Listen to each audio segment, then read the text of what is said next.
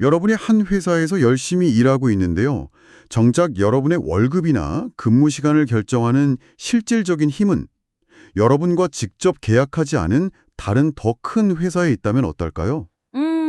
대체 누구랑 어떻게 협상 테이블에 앉아야 할까요? 정말 막막한 상황이죠. 내 목소리를 어디에 내야 할지, 누가 진짜 내 요구를 들어줄 수 있는 상대인지부터 좀 헷갈리기 시작합니다. 네, 사실 이건 수많은 하청업체 노동자들이 매일같이 겪고 있는 현실이기도 하고요. 바로 그 복잡하게 얽힌 상황에 대한 정부의 밑그림을 오늘 제대로 한번 들여다보려고 합니다. 네, 노동부가 내놓은 노동조합법 시행령 개정 초안인데요. 얼마 전 법이 바뀌면서 사용자의 범위가 넓어졌는데 그로 인해서 현장에서 벌어질 수 있는 혼란을 미리 정리하기 위한 뭐랄까 일종의 교통정리 규칙입니다. 맞습니다. 이 문서는 원청이랑 하청기업 사이의 단체 교섭 절차를 어떻게 구체적으로 만들 건지에 대한 정부의 고민이 담겨 있어요. 법이 현실의 변화를 따라잡기 위해서 얼마나 세밀한 부분까지 신경 써야 하는지를 보여주는 아주 흥미로운 자료죠. 네, 그래서 오늘 저희는 이 새로운 규칙들이 왜 나왔고 구체적으로 현장을 어떻게 바꾸려 하는지 그리고 이게 앞으로 복잡한 노사관계에 어떤 나비 효과를 가져올지 그 속살까지 한번 파헤쳐 보려고 합니다. 자, 그럼 시작해 볼까요? 네, 우선 이 모든 논의가 어디서부터 시작됐는지 그 배경부터 짚어봐야겠죠? 그렇죠. 노동조합법 제2조 2호가 개정됐습니다. 이게 아주 큰 변화인데 쉽게 말해서 이제는 여러분을 직접 고용한 하청업체 사장님 뿐만 아니라 여러분의 근로조건에 실질적인 영향력을 행사하는 원청회사도 교섭 테이블에 앉아야 할 사용자로 인정받게 됐다는 뜻입니다. 맞습니다. 이전에는 하청 노동자들이 원청을 향해서 대화 좀 합시다라고 요구를 해도 원청은 우리는 당신들의 직접적인 고용주가 아니다. 이 방패 뒤에 숨을 법적 근거가 있었거든요. 아, 그랬었죠. 근데 이제 그 방패에 금이 간 겁니다. 법적으로 원청도 책임을 져야 할 수 있게 된 거죠. 법적으로는 정말 큰 진전인데 이걸 현실에 한번 대입해보면 머리가 좀 아파집니다. 그렇죠. 예를 들어서 한 대기업 원청에 수백 개의 하청업체가 얽혀 있다고 상상해 보세요. A 하청노조는 임금 인상을, B 하청노조는 휴게시간 보장을, 또 C 하청노조는 작업 환경 개선을 요구하면서 각자 원청을 향해서 동시에 교섭을 요구한다면 이야, 이거 완전 아수라장 아닌가요? 바로 그 아수라장을 막는 것이 이번 시행령 개정안의 핵심 목표입니다. 아, 현장의 혼란이 눈에 선하죠. 수십 개의 노조가 각기 다른 시기에 다른 방식으로 다른 내용을 들고 원청의 문을 두드린다고 생각해 보세요. 원청은 어디부터 대응해야 할지조차 알 수가 없고 절차는 한없이 복잡해지고 시간은 기약 없이 길어질 겁니다. 심지어 서로 다른 하청노조끼리 이해관계가 막 충돌할 수도 있겠네요. 당연하죠. 원청이 가진 예산은 한정되어 있는데 A 노조의 임금을 올려주면 B 노조의 복지 개선은 어려워지는 식의 제로섬 게임이 될 수도 있고요. 정확합니다. 그리고 이런 혼란은 결국 소송전으로 번질 가능성이 매우 커요. 누가 진짜 교섭 대표냐, 어떤 절차를 따라야 하냐, 이걸 두고 법정 다툼이 벌어지는 거죠. 제가 아는 한 현장에서는 이 법 개정 전이긴 한데 하청 노조가 원청과 대화 한번 하려고 6개월을 길 위에서 보냈습니다. 6개월이요? 네. 이 시행령은 그런 극단적인 소모전을 막아보자는 취지도 있는 겁니다. 정작 중요한 근로조건 개선 논의는 시작도 못하고 교섭 자체가 마비될 수 있으니까요. 노동자들의 교섭권이 법적으로는 확대됐는데 현실에서는 그 권리를 쓰려다가 오히려 더 큰 혼란에 빠질 수 있는 참 역설적인 상황이네요. 맞아요. 그럼 정부는 이 복잡하게 얽힌 실타래를 어떻게 풀려고 하는 건가요? 뭔가 묘안을 들고 나왔을 텐데요. 네. 그래서 정부가 꺼내든 카드가 바로 교섭 창구 단일화 제도. 이걸 이 원청 하청 관계에도 적용하자는 겁니다. 아, 교섭 창구 단일화. 네, 원래 한 사업장 안에 여러 노조가 있을 때 혼란을 막기 위해 쓰던 제도인데 이걸 확장하는 거죠. 그리고 그 핵심적인 방법론이 바로 오늘 우리가 깊게 들여다볼 교섭 단위 분리입니다. 교섭 단위 분리. 말이 좀 어려운데 쉽게 말하면 협상을 그룹을 나누는 거군요. 그렇죠. 모두를 한 테이블에 앉히는 게 아니라 상황에 맞게 팀을 짜준다는 아이디어로 들리네요. 맞습니다. 물론 가장 좋은 건 노사끼리 자율적으로 우리 이렇게 팀 짜서 교섭합시다 라고 합의하는 거예요. 이 문서도 그 점을 가장 우선한다고 강조하고 있고요.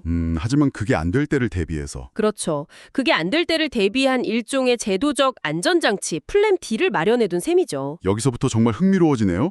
이 교섭단위 분리라는 플랜 B가 구체적으로 어떤 옵션들을 담고 있는지 궁금합니다. 네, 이 문서에는 교섭 단위를 어떻게 나눌 수 있는지에 대한 3가지 시나리오가 그림이랑 같이 명확하게 제시되어 있습니다. 아, 그림까지요? 네. 근데 이 3가지 방식은 단순히 기술적인 선택지가 아니에요. 사실상 정부가 노조에게 어떻게 싸울 것인가에 대한 전략적 프레임을 제시하는 것과 같습니다. 전략적 프레임이요? 네, 개별로 갈 것인가, 직무별로 뭉칠 것인가, 아니면 모두가 함께 전선을 만들 것인가. 교섭의 성패가 이 첫 선택에서 갈릴 수도 있다는 의미죠. 와, 그렇게 보니 정말 전략적인 선택이네요. 첫 번째 옵션은 뭔가요? 첫 번째는 개별 분리 방식입니다. 여러 하청 노조들이 있지만 각자의 업무 성격이나 고용 관계가 너무 달라서 공통점을 찾기 힘들 때 쓰는 방법입니다. 아, 예를 들어 한 원청 회사에 엮인 하청 업체인데 한 곳은 소프트웨어 개발을 하고 다른 곳은 건물 청소를 담당한다면 두 노조의 요구 사항은 완전히 다르겠죠. 네, 그건 뭐 완전히 다르죠. 이런 경우엔 각자 원청과 1대1로 교섭하는 게 더 합리적일 수 있습니다. 각자 도생하는 방식이군요. 그럼 두 번째는 반대 개념이겠네요. 그렇습니다. 두 번째는 묶어서 분리 방식입니다. 업무나 이해관계가 비슷한 하청 노조들을 하나의 그룹으로 묶어서 교섭 단위를 만드는 거죠. 아, 그룹으로. 네, 문서의 예시를 보면 여러 하청 노조들 중에서 사무직 업무를 하는 135번 노조를 하나의 그룹으로 묶고 생산직 업무를 하는 267번 노조를 또 다른 그룹으로 묶는 식입니다. 이렇게 그룹을 묶으면 확실히 효율적이겠네요. 비슷한 요구를 가진 노동자들이 힘을 합칠 수 있고 원청 입장에서도 유사한 사안을 한 번에 논의할 수 있으니까요. 그렇죠. 근데 혹시 그 과정에서 같은 그룹 내에 있는 좀 소수 노조의 목소리가 묻힐 위험은 없을까요? 교섭 대표를 선출하는 과정이나 내부 의사결정 과정의 민주성이 굉장히 중요해집니다. 그렇군요. 그건 또 다른 차원의 문제죠. 어쨌든 이 방식은 연대의 힘을 활용하는 첫 단계라고 볼 수 있습니다. 알겠습니다. 그럼 마지막 세 번째 방식은 그림만 봐도 아주 강력해 보이는데요. 네, 전체를 하나로 묶는 방식입니다. 모든 하청 노조가 비슷한 특성을 공유하고 공동으로 대응할 필요성이 매우 크다고 판단될 경우 전체 하청 노조를 하나의 거대한 교섭 단위로 묶어버리는 겁니다. 전체를요? 네, 원청 노조와는 별개로 모든 하청 노조가 하나의 거대한 팀처럼 움직이는 거죠. 잠깐만요. 이건 정말 강력해 보이는데 이걸 실제로 신청해서 받아들여질 수 있는 건가요?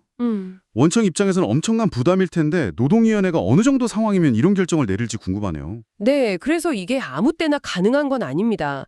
그만큼 모든 하청 노조의 이해관계가 거의 일치한다는 강력한 근거가 필요하겠죠. 그렇군요. 여기서 정말 중요한 부가 설명이 하나 있는데요. 만약 어떤 노조가 이런 교섭단위 분리 신청을 아예 하지 않으면 기본적으로는 원청에 소속된 원래 노조와 함께 공동교섭단에 묶이게 됩니다. 아, 가만히 있으면 그냥 원청 노조랑 묶이는 거군요. 맞습니다. 즉, 분리를 원한다면 적극적으로 목소리를 내고 신청해야 한다는 의미입니다. 그렇군요. 세 가지 전략적인 선택지가 있는데 여기서 바로 현실적인 문제가 생깁니다. 노조는 전부 뭉치자고 하고 회사는 아니 각자 이야기하자고 하면서 의견이 갈리면 누가 이걸 결정하나요? 축구 경기에도 심판이 필요하잖아요. 정확한 비은입니다. 바로 그럴 때 노동위원회가 심판, 즉 중재자 역할을 합니다. 아, 노동위원회? 네. 노조든 사용자든 의견이 맞지 않을 때 노동위원회에 우리 교섭 단위를 이렇게 분리해 주세요 라고 신청할 수 있는 거죠. 그럼 노동위원회는 어떤 기준으로 판단을 내리게 되나요? 기존에도 비슷한 기준들이 있었을 텐데 이번 개정안으로 뭔가 달라지는 게 있습니까? 네, 기존의 기준들도 당연히 고려합니다. 예를 들어 업무의 성격이나 근무 환경이 현저하게 다른가, 고용 형태나 채용 방식에 뚜렷한 차이가 있는가, 네네. 노조의 조직범위나 가입 대상이 다른가 같은 것들이죠.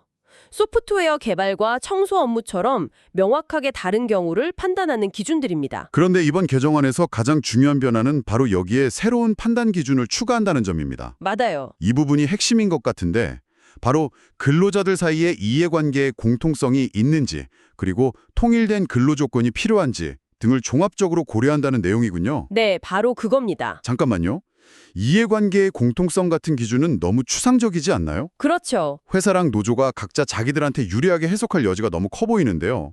노동위원회가 이걸 어떻게 객관적으로 판단할 수 있을까요? 바로 그 지점이 앞으로 가장 큰 쟁점이 될 겁니다. 아, 이건 단순히 겉으로 보이는 직무나 고용 형태뿐만 아니라 이 노동자들이 실제로 같은 이해관계를 공유하는지를 깊이 들여다보겠다는 뜻이거든요. 그래서 노동위원회는 아마도 교섭의 이력, 노조가 과거에 어떤 요구를 해왔는지, 근로조건이 서로 얼마나 연동되어 있는지 이런 것들을 아주 면밀하게 살피게 될 겁니다. 아하. 더 나아가 안정적인 교섭 체계를 구축할 필요성도 판단 기준으로 명시했어요. 이건 특정 방식으로 단위를 나누는 것이 노조 간의 불필요한 갈등을 막고 장기적으로 안정적인 노사관계를 만드는 데 도움이 되는지를 보겠다는 아주 거시적인 관점의 기준입니다. 결국 노동위원회의 역할과 책임이 훨씬 더 막중해지는 거네요. 네, 거의 현장의 노사관계 컨설턴트 역할까지 해야 할 것 같은데요. 맞습니다. 그래서 이 모든 걸 실제로 실행하기 위해 법 조항도 구체적으로 손해봅니다. 크게 두 가지인데 모두 노동위원회의 역할과 관련된 부분이에요. 하나는 방금 말씀하신 그 복잡한 판단을 잘 내릴 수 있도록 지원하는 내용이겠군요. 네, 첫 번째는 결정 기간의 연장입니다. 현재 노동위원회는 교섭단이 분리 신청을 받으면 10일 안에 결정을 내려야 합니다. 10일이요? 네. 너무 짧은데요. 그렇죠. 원청과 수많은 하청 노조가 얽힌 사건은 사실관계를 파악하는 데만도 상당한 시간이 걸리겠죠. 10일은 너무 촉박합니다. 네. 그래서 이번 개정안에서는 필요하다면 한 차례에 한해서 10일을 더 연장해서 총 20일까지 시간을 쓸 수 있도록 길을 열어줍니다. 그만큼 이 사안이 복잡하고 신중한 판단이 필요하다는 걸 정부도 인정한 셈이죠. 현실을 반영한 조치로 보이네요. 그럼 두 번째 핵심 개정안은 무엇이죠? 두 번째는 앞서 논쟁했던 그 새로운 판단 기준들을 아예 법 조항에 명시하는 겁니다. 아, 법에다가요? 네. 시행령 제14조의 11, 제3항의 제4호로 근로자 간 이해관계의 공통성이나 안정적 교섭체계 구축의 필요성 등을 명시적으로 추가하는 거죠. 그냥 내부 지침으로 두는 게 아니라 법에 딱 박아 넣는 거군요. 이게 왜 중요한가요? 이게 중요한 이유는 노동위원회의 판단에 대한 예측 가능성과 안정성을 높여주기 때문입니다. 나중에 왜 이런 결정을 내렸냐는 논란이 생겼을 때 법에 명시된 이 기준에 따라 종합적으로 판단했다고 설명할 수 있는 명확한 법적 근거가 생기는 겁니다. 아하. 자의적인 판단이라는 비판을 줄이고 모두가 수긍할 수 있는 결정을 내리기 위한 장치인 셈이죠. 자, 그래서 이 모든 것이 여러분에게 의미하는 바는 무엇일까요? 이 복잡한 법조항과 절차들이 나와 무슨 상관이 있을까 싶을 수도 있습니다. 하지만 여러분이 노조에 속해 있지 않더라도 이것은 우리의 노동 환경이 얼마나 복잡하고 다층적으로 변하고 있는지, 그리고 법이 그 현실을 어떻게 따라가려 애쓰고 있는지를 보여주는 아주 흥미로운 사례입니다. 맞습니다. 더 이상 단순한 고용주 피고용인이라는 1:1 관계만으로는 설명할 수 없는 시대가 된 거죠. 그렇죠. 플랫폼 노동, 특수고용, 그리고 오늘 다룬 원하청 관계까지 수많은 경제 주체들이 거미줄처럼 얽혀있는 네트워크화된 노동의 시대를 보여주는 단면입니다. 법이 현실의 속도를 따라잡기 위해 정말 애쓰고 있는 모습이죠. 그런데 여기서 중요한 질문이 생깁니다. 이 제도는 분명 질서를 만들고 혼란을 막기 위해 아주 정교하게 설계된 것처럼 보입니다. 네, 그렇게 보이죠. 하지만 과연 현장에서 의도대로 완벽하게 작동할까요?